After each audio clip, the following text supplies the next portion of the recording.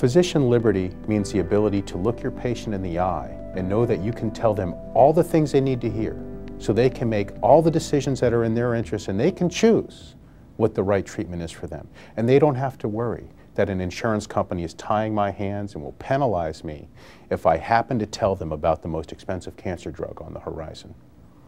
To me, physician liberty is extremely important because if I have a contract with my patient, I want to be at complete freedom to decide for myself and for my patient, in conjunction with my patient's decision, what is going to be in their best interest. The patient-centered treatment approach is the one from the Oath of Hippocrates, that I will prescribe for the good of my patients according to the best of my ability and judgment, not according to the protocol, not according to expert guidelines, not according to the bottom line of the third party or the government.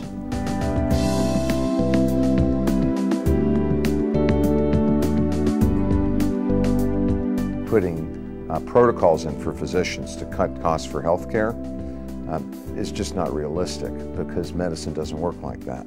People aren't cookie cutters. We're not widgets. Doctors aren't automatons, and patients aren't automatons either. When the government puts together guidelines for best practices, it sounds noble, but unfortunately the government is always years behind. The second problem is that it's a couple of people making the opinion, and frequently they're wrong. We know that if you go back to the recommendations from national bodies 10 years ago, the majority are now considered bad medicine. So if we have a government organization putting together guidelines, they'll be out of date before they're even published. Physicians need some guidelines to follow, but they don't need to be in the hands of government. They need to be in the hands of specialty societies, so a doctor can use that to supplement their education along the way. What happens when government panels and bureaucrats and insurance company bureaucrats set the standards for quality, quality goes down. Each patient problem is individualized when it's the patient and the physician making the decisions.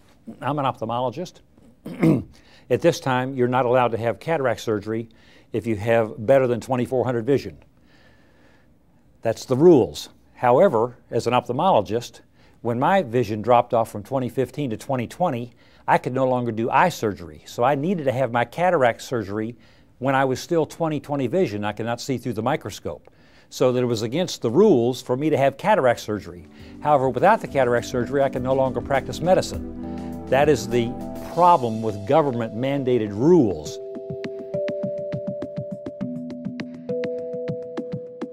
Probably the best way to control costs is to have the patient pay at least a portion of the care they provide. If the patient gets free care, the demand is unlimited. We ration every day when we go to a store because we know what's in our wallet and what we can afford. If the patient has to pay a portion of the care, not only does that express some degree of value to the patient, to the physician, and some recognition that the physician is providing something of value, it also gives them pause as to what it is they're consuming. Malpractice costs are calculated to be approximately $126 billion a year in the United States alone out of the $2.4 trillion a year that we spend. If we did not have the malpractice encumbrance, the physicians could actually write a check in the United States and pay for every uninsured patient in the country. That is how much money is being drained out for the attorney's fees and the malpractice costs. The algorithm that Senator Coburn has proposed is to have state courts, 3 attorneys, 3 expert witnesses, and those adjudicate with a judge whether the patient actually suffered a malpractice events, and to pay that patient promptly.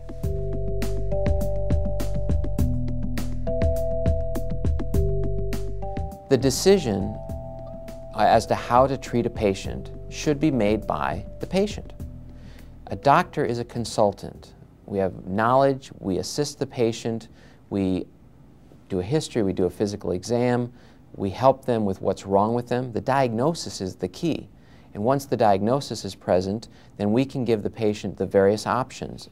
The person who should be deciding how patients are treated is ultimately the patient, with the counsel and advice of the physician of his choice.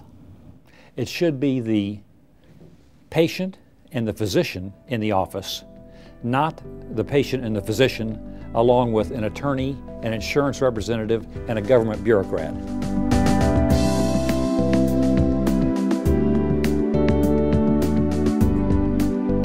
I'm an independent physician. I have no contracts with insurance companies. I have no contract with Medicare.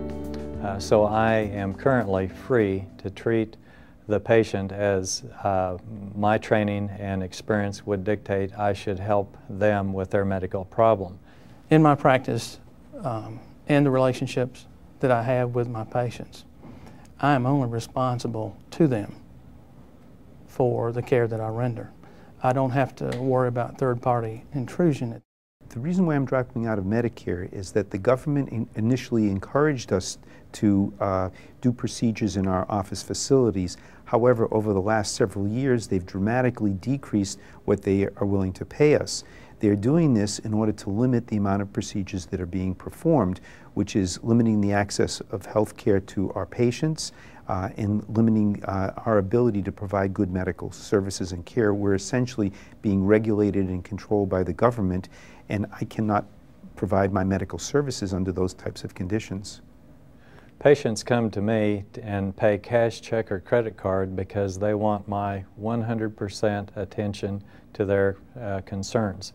They have Medicare, they have insurance plans, but they're receiving the care that is dictated by their insurance plan, and they want to know that I'm looking at them as an individual.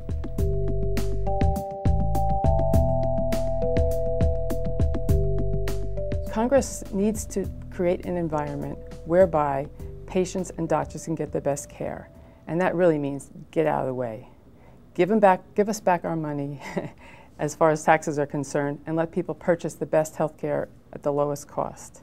As doctors, we must take a stand right now because our patients are trusting us to look out for their best interests. The solution is to empower patients. Patients need to hold the money. Patients need to have decision-making power in their hands, and they need an insurance plan, but a real insurance plan, not one that pays for every sniffle and sprained ankle and back surgery evaluation, but one that pays for a heart attack or cancer, something unexpected. You should use your health insurance a few times in your life, not every time you walk into the doctor's office. For reforming health care in Congress, as they make the laws, their highest priority should be what helps patients take care of themselves. Everything else should be stripped away. Physicians must speak up now on the independence of their practices, or they may forever lose the opportunity. The president likes to say the status quo must change.